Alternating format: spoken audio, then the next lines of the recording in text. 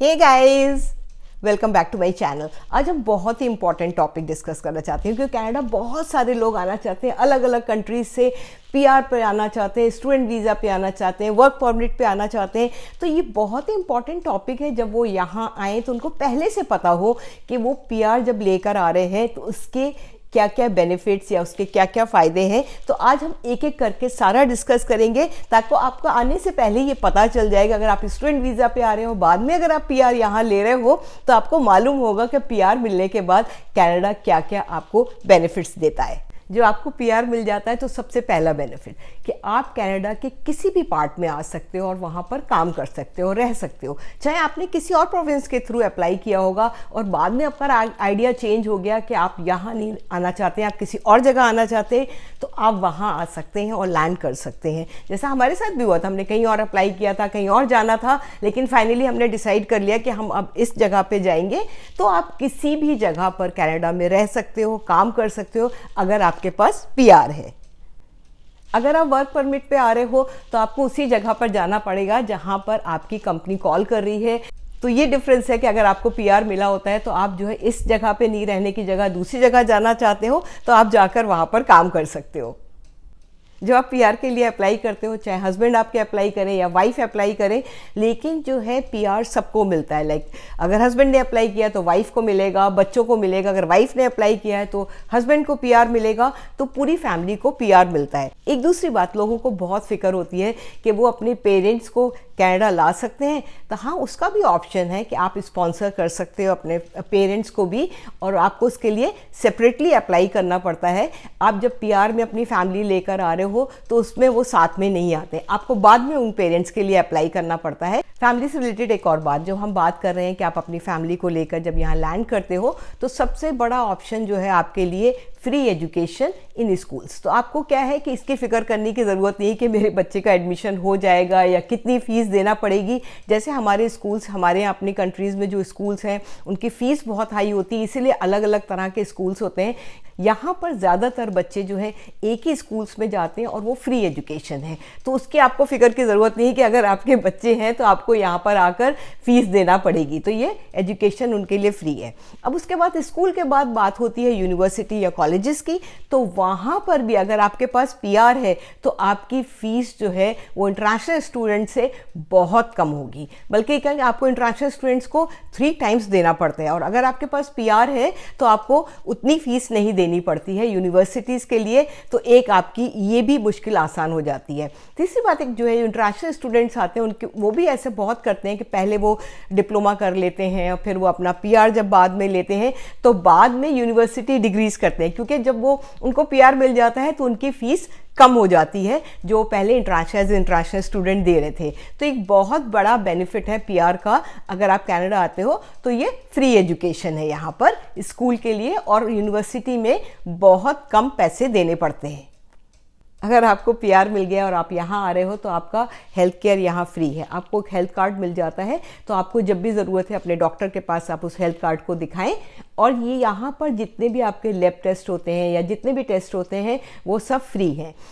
ये बहुत बड़ा बेनिफिट है कि आपका यहाँ पर जब आप आ रहे हो एकदम तो आपका हेल्थ केयर फ्री है। अगर आपको प्रॉब्लम है तो एटलीस्ट आप जाकर अपने डॉक्टर से कंसल्ट कर सकते हो, स्पेशलिस्ट से कंसल्ट कर सकते हो। कभी कभी स्पेशलिस्ट में थोड़ा टाइम लगता है और सर्जरी के लिए भी कभी टाइम लगता है। आपको एक बात और बता दूं कि यहाँ के हेल्थ केयर फ्री है, लेकिन जो है विजन और डेंटल फ्री नहीं है। अगर आपका जो एम्प्लॉयर है वो ज़्यादातर उस चीज़ों का ख्याल करता है या वो टेक केयर करते हैं उन चीज़ों की आपकी डेंटल और विजन के लिए। तो ये सारी बातें डिपेंड करेगी आपके एम्प्लॉयर की। तो जब आप यहाँ आएँ तो ये चीज़ ज़रूर देखें और एम्प्लॉयर से बात भी करें कि आपको कितने बेनिफिट हैं। और दूसरी चीज़ जो है, जो प्रिस्क्राइब मेडिसिन होती हैं वो भी आपको फ्री नहीं होती, वो आपको मेडिसिन की फ़ी देनी पड़ती है। लेकिन जो बच्चे होते हैं टिल द एज ऑफ 25 उनके लिए मेडिसिन भी प्रिस्क्राइब फ्री होती हैं। तो ये सारी बातें आप अपने एम्प्लॉयर से बात कर सकते हो जो आप यहाँ आओगे कि आपको कौन कौन से बेनिफिट्स मिलेंगे उस कंपनी से। लोग पूछते हैं जो पीआर मिल जाता है कि वो परमानेंट होता है? नहीं, ऐसा नहीं है, बल्कि क्या है कि वो पीआर जो आपको जब आप यहाँ आते हो तो 5 ईयर्स के लिए बनता है, फिर आप उसको रिन्यू करा सकते हो आफ्टर 5 ईयर्स, लेकिन आपको 2 साल जो है वो एटलीस्ट कनाडा में रहना होता है। चाहे वो आप 5 साल के अंदर बीच बीच में आप अपने वो 2 साल कंप्लीट कर लें, लेकिन ऐसा नहीं कि आप कंटिन्यूसली 2 साल रहें, लेकिन आपको 2 साल कंप्लीट करना होते हैं, तभी आपका पीआर रिन्यू होता है। बहुत सारे लोग जो है अपना पीआर जो हर 5 साल के बाद रिन्यू करा सकते हैं, वो यहाँ रहते हैं। लेकिन एक दूसरी बात इससे रिलेटेड जो है, इससे जुड़ी हुई जो है वो यहाँ की सिटीजनशिप, जो कि 3 ईयर्स के अंदर आपको यहाँ की सिटीजनशिप मिल जाती है, और उसके जो पासपोर्ट आपको मिलता है उसके अंदर बहुत सारे बेनिफिट्स हैं। आप बहुत से कंट्रीज़ जा सकते हो जो आपको वीज़ा लेने की ज़रूरत नहीं। जैसे अभी हम गए थे, आप दुबई जाओगे तो आपको दुबई के लिए जो है वो ऑन अराइवल वहीं वीज़ा मिल जाता है और आपको कोई पैसे नहीं देने पड़ते। ये बहुत सारे कंट्रीज़ के लिए आपके लिए वीज़ा फ्री होता है। तो ये बहुत सारे लोग कहते हैं जब पीआर लेने के बाद 3 साल के बाद वो यहाँ की कैनेडियन सिटीजनशिप ले लेते हैं और यहाँ का पासपोर्ट ले लेते हैं। जब आपके पास कैनेडियन पासपोर्ट हो गया तो फिर आपको यहाँ पर 2 साल या 3 साल ऐसे रुकने की ज़रूरत नहीं है। आप किसी भी कंट्री में मूव कर सकते हैं और वहाँ पे जॉब कर सकते हैं। तो ये बहुत बड़ा बेनिफिट है यहाँ की सिटीजनशिप का। जब आपको पीआर मिल जाता है तो आप कनाडा में अपना घर भी खरीद सकते हो। आपको वेट नहीं करना पड़ेगा कि आप सिटीज़न बनेंगे तभी आपको यहाँ पे घर मिलेगा। जब आप पहली बार अपना घर यहाँ खरीदते हो तो कैनेडियन गवर्नमेंट आपको हेल्प करती है, क्योंकि आप फर्स्ट टाइम बायर हो और आप इस कंट्री में अपना घर खरीद रहे हो। एक और बेनिफिट जिसका नाम है सोशल सिक्योरिटी बेनिफिट। तो यहाँ पर अगर आपके पास पीआर है और आप यहाँ रहते हो तो आपको अपने रिटायरमेंट की फ़िक्र करने की ज़रूरत नहीं है। आपको यहाँ पर पेंशन मिलेगी रिटायरमेंट की, लेकिन वो डिपेंड करता है कि आप किस तरह की जॉब करोगे, या आप अगर नहीं भी जॉब करोगे तब भी आप रिटायरमेंट पेंशन के लिए एंटाइटल्ड होगे। सोशल सिक्योरिटी बेनिफिट में एक चीज़ और आती है, रिटायरमेंट के साथ साथ अगर आप डिसेबल्ड हो तो आपको एक तरह का अलाउंस मिलता है। तो वो भी एक बहुत बड़ा अलाउंस है जो कि यहाँ पर कैनेडियन गवर्नमेंट देती है, और ये जो है वो सारे जो है पीआर होल्डर्स को मिलता है, कि ज़रूरी नहीं कि आपके पास सिटीजनशिप हो तभी आपको मिलेगा। ये बहुत बड़ा बेनिफिट है। अगर आप जॉब कर रहे हो और आपकी सडनली जॉब चली जाती है तो यहाँ पर एक ऑप्शन है जो गवर्नमेंट देती है, उसको कहते हैं ईआई। तो ईआई के थ्रू आपको मनी मिलने लगता है। एटलीस्ट ये है कि आपको इतनी फिक्र नहीं होती है कि आप कैसे सर्वाइव करोगे। वो ईआई का जो ऑप्शन है वो बहुत ही अच्छा ऑप्शन है कि अगर सडनली जॉब चली जाती है तो कम से कम गवर्नमेंट आपको ईआई देने लगती है। कोविड के टाइम ऐसा हुआ है कि काफ़ी लोगों की जॉब्स चली गई थी, तो फिर गवर्नमेंट ने ईआई के थ्रू या एक और प्रोग्राम के थ्रू बहुत सारे लोगों की हेल्प की और काफ़ी अच्छा पैसा दिया ताकि वो लोग बगैर जॉब के भी वो आराम से रह पाएँ, खाने पीने का, रेंट का। तो गवर्नमेंट इस तरह के बेनिफिट्स बीच बीच में देती रहती है और इन्होंने कोविड के टाइम बहुत सारे लोगों की हेल्प की थी। एक बहुत बड़ा बेनिफिट, अगर आप यहाँ पर पीआर पर आते हो तो अपना बिजनेस फॉरेन स्टार्ट कर सकते हो। तो बहुत सारे लोग जो यहाँ पर आते हैं जॉब भी करते हैं और साथ साथ अपना बिजनेस भी स्टार्ट कर देते हैं या अपनी कंपनी भी खोल लेते हैं। तो ये है कि आप दोनों कर सकते हो, अपना जॉब भी कर रहे हो और अपनी बिजनेस भी कर रहे हो। ये तो हम सारी बातें कर रहे थे कि हमारे पास क्या क्या बेनिफिट हो जाते हैं जब हमको यहाँ का पीआर मिल जाता है।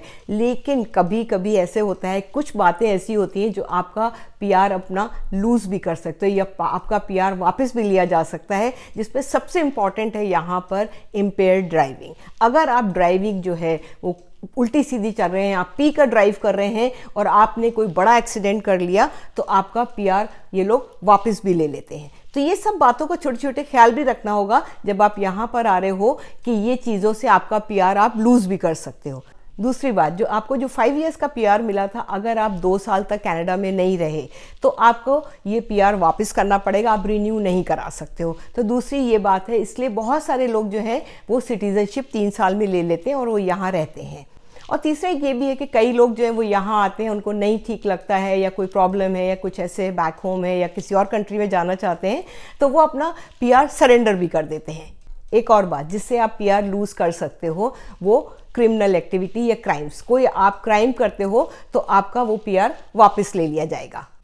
ये तो हो गए सारे बेनिफिट्स पीआर के, लेकिन आप अपना पीआर कैसे लूज़ भी कर सकते हो वो सारी बातें मैंने आपको बता दी। तो आने से पहले आपको पता चल जाएगा कि ये बेनिफिट्स हैं और कैसे आप अपना पीआर लूज़ कर सकते हो। बहुत सारे स्टूडेंट्स यहाँ पर जो है वो अपना पहले पढ़ाई करते हैं, फिर जॉब करते हैं, फिर वो पीआर लेते हैं। तो उनसे कहना चाहेंगे आप उस कोर्सेज को सेलेक्ट करें जिससे आपको पीआर मिलना इजी हो जाएगा, आपको पॉइंट ज़्यादा मिलेंगे।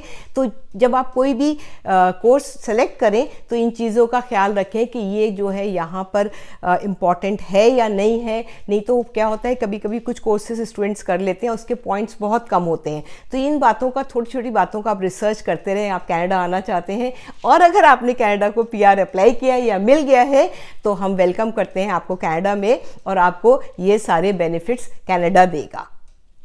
आई होप आपको ये वीडियो काम आए, और आपके कुछ प्रॉब्लम्स हैं तो आप कमेंट्स में लिखिए पीआर से रिलेटेड या आपको यहाँ की एजुकेशन के बारे में, तो मैं ट्राई करूँगी आपके उन क्वेश्चंस को आंसर करने की। तो हम फिर मिलेंगे कुछ और कनाडा की बातें करते हुए। बाय।